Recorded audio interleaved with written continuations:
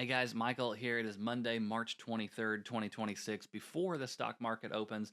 And the stock market has been taking a beating the last few weeks. Last week we closed down on the week for the fourth consecutive week in a row in the S&P 500 index. What does that mean for you? What does it look like this week? What should kind of a position, short-term position, should you put on this week?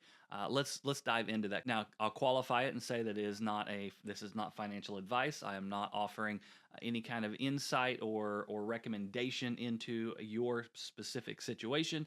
This is simply for informational purposes, and just because something has happened in the past is no guarantee that it's going to happen in the future.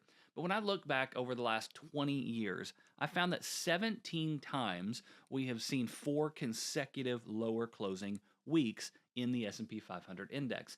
And when you look at the stats of this, I wanted to see what happens 4, 8, and 12 weeks after a 4-week slide. And in that 4 weeks following the fourth red week, so a month later, the S&P 500 was higher 12 of those 17 times, so about 70% or so, with an average gain of 3 to 4%. 8 weeks out, that win rate jumped up to 82%, roughly a 6% average return over the next 2 months from that 4-week slide. And then if we go out 12 weeks, we were still at an 82% winners, but the average gain was just over 7%. Now, that all sounds very bullish and sounds like a reason to buy the S&P 500 this week. However, I will caution you and say there were some outliers here that were kind of nasty, leading to additional losses on top of that 4-week slide of 10 to 15%. But most of the time, 4 consecutive lower weeks have been more of a mean reversion signal, not the end of the world.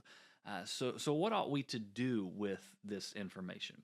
Well, instead of panicking when I see 4 red candles on the weekly chart, that's when I begin looking for some defined risk, bullish options spreads, like things like put credit spreads or diagonal bullish diagonal spreads, something that's going to benefit from the market rebounding, whether it's a quick pop higher, which we see on a frequent occurrence, may even see that today, or whether it's just a slow drift higher, or the market just kind of stops falling. These kind of spreads will do well in that environment. So while 4 down weeks might feel like a reason to bail or a reason to stay out, historically, it's oftentimes been an invitation to put on some kind of bullish position. Now, if you like these kind of videos, hit that like button, give me a follow, and we'll see you guys in the next one.